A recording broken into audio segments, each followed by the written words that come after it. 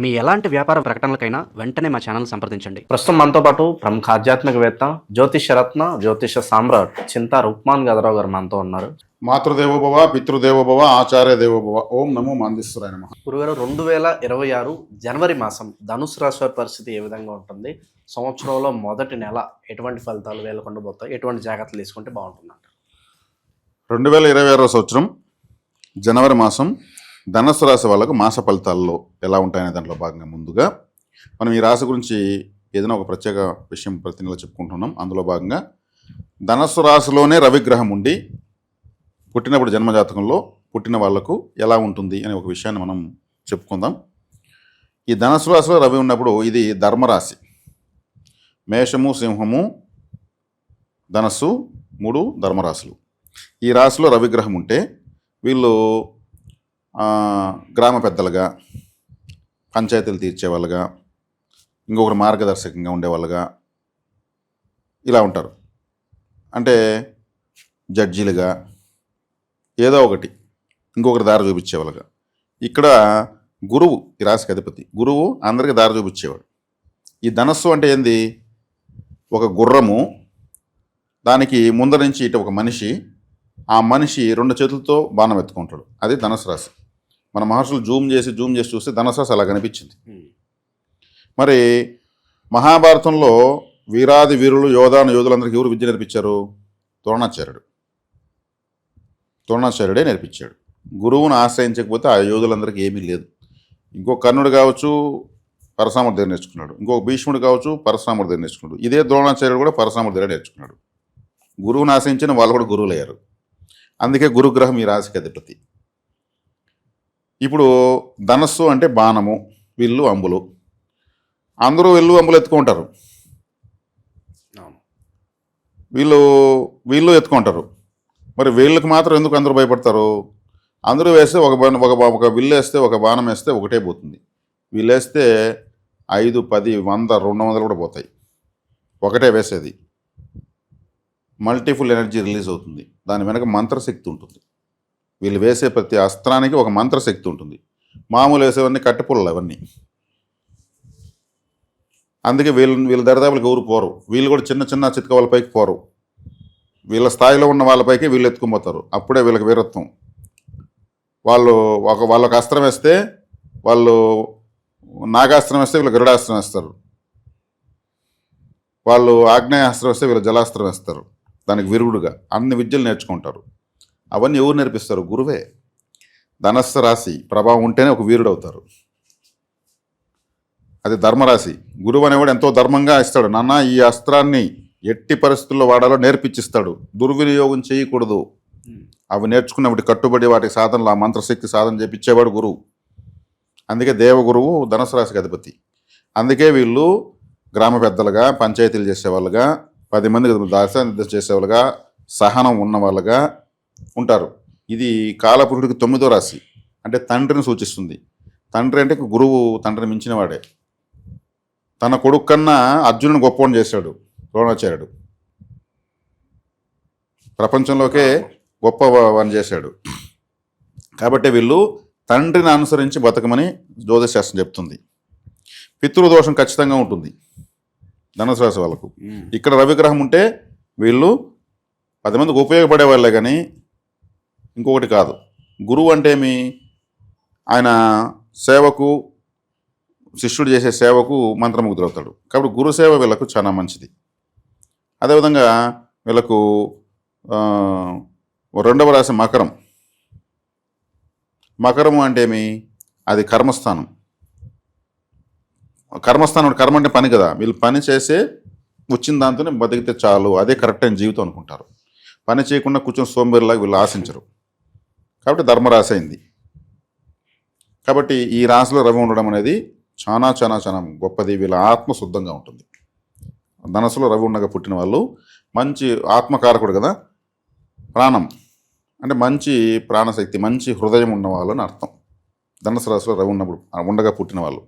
అది వీళ్ళు ధనుసు రాశిలో రవి ఉన్నప్పుడు వీళ్ళు కుంభలగ్నం, మకర లగ్నం అయితే మాత్రం ఫలితం తారుమారు చేస్తారు. ఇది ఈ రాశి వాళ్ళకు క్లుప్తంగా. ఇలా చెప్తే చాలా చెప్పచ్చు. చాలా చరిత్ర ఉంటుంది ఒక్కొక్క రాశి గురించి. కానీ మనం మాస ఫలితాల్లో భాగంగా వాళ్ళకి ఒక అద్భుతమైనటువంటి ఒక బ్యూటీ మనం చెప్పడం మన ధర్మం కాబట్టి చెప్తున్నాము. ఎవరైనా ఉన్న వాళ్ళు రాసి ఉన్న వాళ్ళు చెక్ చేసుకుంటారు.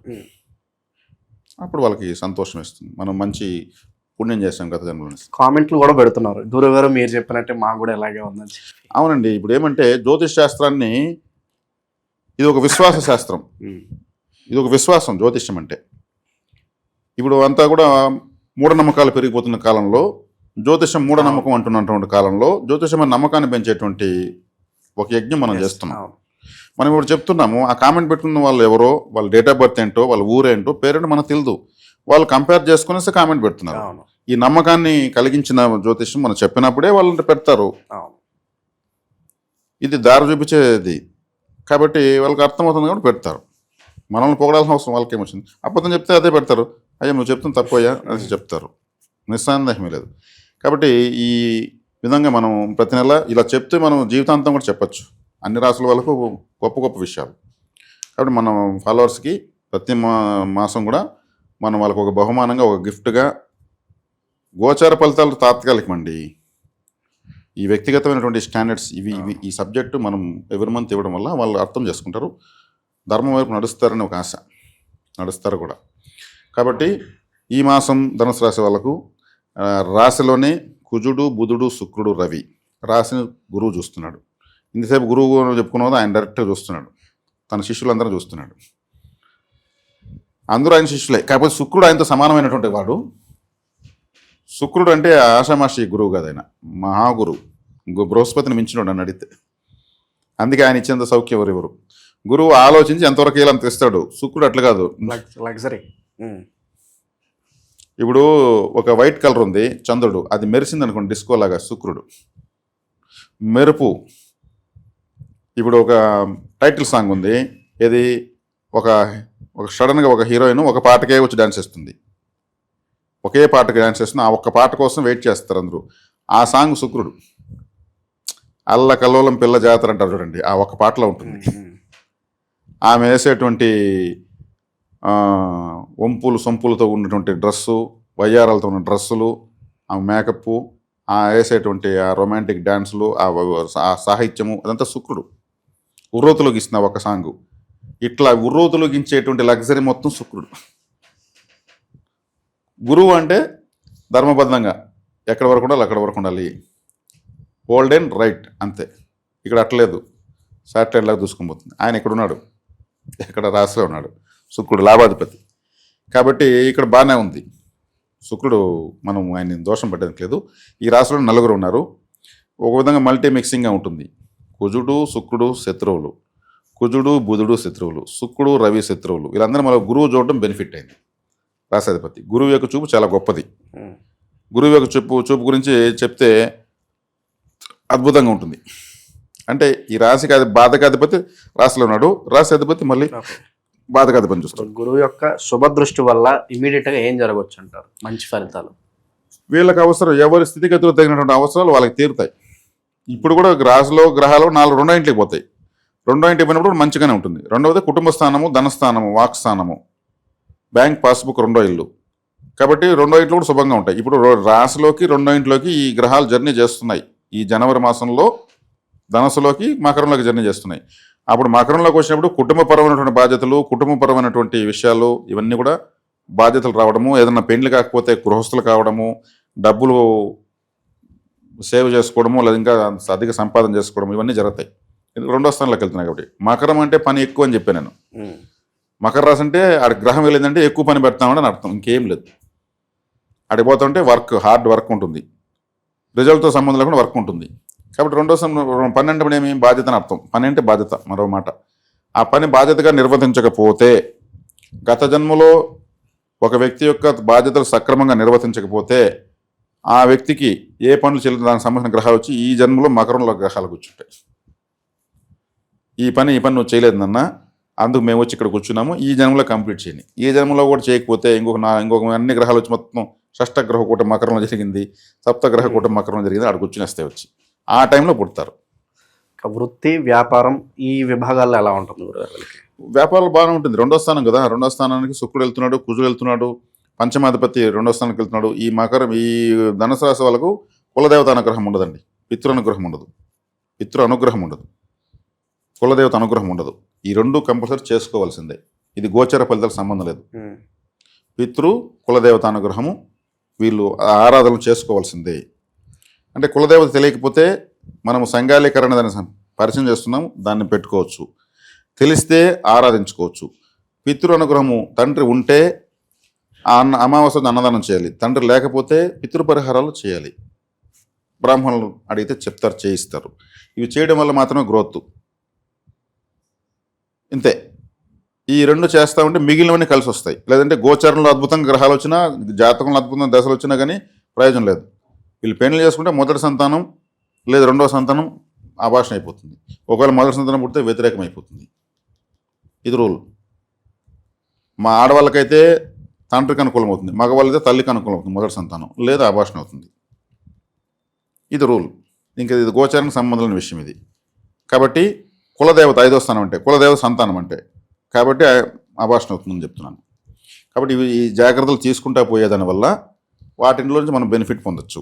ఇవి 2వ స్థానంలోకి గ్రహాలను వెళ్తున్నాయి, మంచిదే.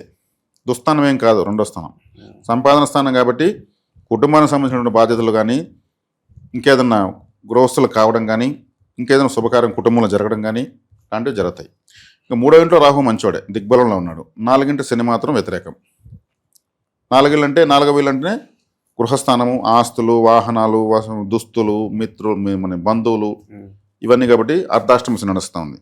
అర్ధాష్టమ శని యొక్క ప్రభావం ఇప్పుడు 3వ ఇంటి రాహులోని గురువు చూస్తున్నాడు. చేసే ప్రయత్నాలు సక్సెస్ అవుతాయి. 9లో కేతు ఉన్నాడు. పితృదోషం ఉందని చెప్పాను కదా. 9లో కేతు మోక్షకారకుడు.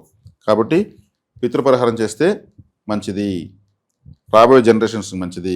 మళ్ళీ ఇప్పుడు కానీ వీళ్ళు కానీ చేయకపోతే మళ్ళీ వీళ్ళ పిల్లల జాతకంలో అది ఆస్తిలాగా మళ్ళీ ఎనర్జీ అట్లే పాస్ అవుతుంది. ఆ పితృదోషం ఉన్నప్పుడే పుడతారు పిల్లలు. దాన్ని కట్ చేయాలంటే మనం ఆరాధన చేయాల్సి వస్తుంది, ఎవరు ఈ రాశిలో పుట్టిన వాళ్ళు. కాబట్టి ఇక్కడికి అర్ధాష్టమ శనికి పరిహారం చేసుకోవాలి. ఇప్పుడు రాహుని చూస్తున్నాడు. జూన్ తర్వాత గురువు కర్కాటకంలోకి వచ్చి ఉచ్చస్థితి పొంది శనేశ్వరం చూస్తాడు. అప్పుడు అష్టమంలోకి వచ్చేసిన భయపడాల్సిన అవసరం లేదు. అష్టమంలోకి వస్తే ఆకస్మిక నష్టాలను ఆయన ఆపేస్తాడు. ఆకస్మిక నష్టాలు ఆపుతాడు, ఆకస్మిక లాభాలు ఉంటాయి. దాంట్లో కూడా ఏం చేయాలంటే లాభాలు వచ్చినప్పుడు ఒక 10% దేవుడికే మళ్ళీ సమర్పిస్తూ ఉంటే అది ఇంకా బాగా పెరుగుతుంది. ఎప్పుడు కానీ త్యాగము, సేవ చాలా గొప్పవి, అవే కాపాడేది. మనం ఏం చేస్తే మనకు అదే వస్తుంది. 2 వైట్ పేపర్లు పెట్టి మధ్యలో కార్బన్ పెట్టి పైన తెలుగు రాస్తే కింద హిందీ పడుతుంది కదా, ఇంగ్లీష్ రాస్తే మరాఠీ పడుతుంది కదా. మనం ఏం చేస్తే అదే వస్తుంది. కాబట్టి మనము దైవం ఎప్పుడు కూడా మన సంపాదనలో 10% ఖర్చు పెడుతూ సేవ చేస్తూ ఏదో ఒక రకంగా చేస్తూ వస్తే ఎట్టి పరిస్థితులను మనం కాపాడబడతాం. నేను కొంటున్నాను, భగవంతుడు నాకు ఈ విద్యను ఇచ్చాడు, నేను నా సామర్థ్యం నేను నేర్చుకుని పోతున్నాను. నా సంపాదనలో 10% నేను దైవ పరిహారం చేస్తున్నాను. నాకు 2 పిల్లలు ఉన్నారు, వాళ్ళు బాగుండాలి కదా. ఇలా చేయని వాళ్ళందరూ వాళ్ళ పిల్లలు చెడిపోయారు. మీరు సెలబ్రిటీస్ విషయంలో చూసుకోవచ్చు, నేను పేర్లు చెప్పను. వాళ్ళకంతా కోట్లు వచ్చి దైవానికి పెట్టడం అంటే ఎటువంటి కార్యక్రమాలు చేసుకుంటే బాగుంటుంది అంటారు? ఆలయాలకు సమర్పించడం అంటే ఆడపి మనం ఆ టెంపుల్ పెయింట్ కొలుసుకున్న ఆలయంలో సమర్పించేయాలి. ఆ ఉండిలో వేసేయచ్చు. అన్నదాన సత్రాలకు సమర్పించవచ్చు. అయోధ్య, కాశీ లాంటి క్షేత్రాలకు ఇక్కడి నుంచి ఆన్లైన్లో పంపించవచ్చు. గోశాలలకు సమర్పించవచ్చు. చెట్లు నాటచ్చు, చెట్లు పంచచ్చు. తీసుకెళ్ళిపోతారు. ఒక మనిషికి ఒక చెట్టుని 2 ఎత్తుకెళ్ళిపోతాడు, తింటాడా? నాటేస్తాడు కదా. కాబట్టి ఇటువంటివన్నీ చేయాలి. ఈ ధర్మరాశి కాబట్టి ఇవన్నీ ఇంత చెప్పాల్సి వస్తుంది. ఇదే విధంగా అందరూ కూడా ధర్మరాశిని ఫాలో అయితే, ఈయన పంచాయతీలు చేస్తాడు, పెద్ద మనిషి అన్నాం కాబట్టి ఈయన ఫాలో అయితే అన్ని రాశుల వాళ్ళు కూడా ధర్మంలోకి వచ్చేస్తారు. ధర్మ సంస్థాపన కావాలంటే ధనుసు రాశే ధర్మ సంస్థాపన కోసం ఆయుధం పడతారు మహావీరులంతా కూడా. అందుకే ధనుసు రాశిలోనే మొత్తం వచ్చి సీక్రెట్ కూర్చునింది. ఒలింపిక్స్లో పోవాలంటే ధనుసు రాశి బాగుండాలి. వాళ్ళంతా ఆర్చరీ, షూటింగు అన్నీ ఎత్తుకుంటారు కదా. ద్రోణాచార్య నేర్పించిన విద్యలన్నీ ఒలింపిక్స్లో ఉంటాయి. మూలా నక్షత్రం ఆంజనేయ స్వామి యొక్క ప్రభావం ఉన్న నక్షత్రం ఇక్కడే ఉంది. ఆయన నేటి మార్షల్ ఆర్ట్స్ అన్నీ ఆయన అప్పట్లో చేశాడు. కరాటే, కుంగ్ ఫు, టేక్వాండో అన్నీ అప్పుడే చేసాడు ఆయన. మనం డెవలప్ చేసుకోలేదు. ఒక్కో దేశం మాదనుకున్నారు. అన్ని క్రీడలు మన దేశానివే. కాబట్టి ఈ రాశి వాళ్ళకు అర్ధాష్టమ శని ప్రభావం ఉంది. అర్ధాష్టమ శని ప్రభావానికి ధర్మంగా మీరు ఏదైనా, ధర్మరాశి కాబట్టి ధర్మం చేస్తూ రావాలి. అర్ధాష్టమ శని కూడా సేవకు శని బానిస. మన వంతుగా మనం ఏం చేసాం సేవ. ఇప్పుడు డబ్బులే దానం చేయలేని, డబ్బులే లేని వాళ్ళు ఉంటారు ఈ రాశిలో. ఒక ఆలయానికి పోసి ఆడేదైనా ఒక పని చేయొచ్చు, శనేశ్వరుడు ఆటోమేటిక్గా కంట్రోల్ అవుతాడు. అక్కడ ఏదైనా ఒక అన్నదాన కార్యక్రమం జరుగుతుంటే ఆడ పాత్రలు కడగడమా, ఇంకొకరికి అన్నం అందివ్వడమా, లేదు ఆ ప్లేట్లన్నీ ఒక డస్ట్బిన్లో వేయడమా, అది కూడా సేవే. ఇటువంటివి పోయి ఇన్వాల్వ్ అయిపోవాలి. కాబట్టి దైవరాశి ధర్మరాశి ఇది. ఈ రాశిలో ఉన్న వాళ్ళు, స్థితి లేని వాళ్ళు కూడా ఏదో ఒక ధర్మకార్యంలో పాల్గొంటూ రావడం వల్ల అర్ధాష్టమి ఏంటి పని చేస్తుంది? శనేశ్వరుడు అంటే కర్మకారకుడు, సత్కర్మ చేసి ఏం చేస్తాడు? అనుకూలమే అవుతాడు. సేవకే శనేశ్వరుడు బానిస, ఇంక వేరే దానికి లేదు. కాబట్టి ఇది ఈ రాశి వాళ్ళకు ఈ మాసం సూచనలు, సలహాలు, జాగ్రత్తలు. అదేవిధంగా వీళ్ళకు కులదేవత అనుగ్రహం లేదు, పితృ అనుగ్రహం లేదని చెప్పాను కాబట్టి కులదేవత అనుగ్రహానికి నేను సెంగాలైనటువంటి కర్రను పరిచయం చేస్తున్నాను. ఎంతోమంది తీసుకుంటున్నారు. ఈ కర్రనే కులదేవతగా భావించి పెట్టుకోవచ్చు. కొంతమంది కులదేవత తెలిసిన వాళ్ళు కూడా ఈ కర్ర తీసి కులదేవత ముందర సమర్పించవచ్చు, ఒక బెత్తంలాగా పెట్టచ్చు. మంచిది. ధూపము, దీపము, నైవేద్యము చాలా ఇంపార్టెన్సు. ధూపానికి ఫస్ట్ ప్లేసు, దీపానికి నెక్స్ట్ ప్లేసు, నైవేద్యానికి థర్డ్ ప్లేసు. కాబట్టి సాంబ్రాణి పొగ, అగరబత్తులు వెలిగించవచ్చు, చాలా మంచిది. ఇలా చేసి నమస్కారం చేసుకుని వెళ్తా ఉండొచ్చు. దీని శక్తి దీనికి ఉంటుంది. కాబట్టి ఇలా చేసుకోవడం చాలా మంచిది. అదేవిధంగా ఎంతోమంది వాహనాలు వెళ్తూ ఉంటారండి. కరంగలిలో చేసినటువంటి దైవికమైనటువంటి సింబల్స్, కీ చైన్స్. నెగిటివ్ ఉండదు కదా కరంగలి ఉన్నప్పుడు. సుబ్రహ్మణ్య స్వామి యొక్క సోలము. అలాగే తీసుకుంటే ఇంకా గుర్రము, ఇది తీసుకుంటే విఘ్నేశ్వరుడు, ఇలా తీసుకుంటే ఏనుగు, కుబేరుడు, ఇలా చాలా చాలా సింబల్స్, పవిత్రమైన సింబల్స్తో కీ చైన్స్ ఉన్నాయి. తీసి ఒకటి ఇంటికోటి, బీరువాకోటి, హాస్టల్లో పెట్టికి దొంగతనాలు పోతుంటాయి. కొంతమంది మస్కరాయిలు ఉంటారు, ఎడం చేత కొట్టి పెరికేస్తారు. ఇట్లాంటివన్నీ కూడా కీ చైన్కి వేసుకోవడం మంచిది. నచ్చిన వాళ్ళు తీసుకోవచ్చు. ఈ నేను చెప్పినటువంటి సూచనలు, సలహాలు, జాగ్రత్తలు పాటించుకోవడం వల్ల ధనుసు రాశి వాళ్ళకు అద్భుతంగా ఉంటుంది. ఓవరాల్గా ధనుసు రాశి వాళ్ళకి ఏ విధంగా ఉంటుంది ఈ మాసం అనేది చాలా బాగా వివరించారు. ధన్యవాదాలు. ధన్యవాదాలు.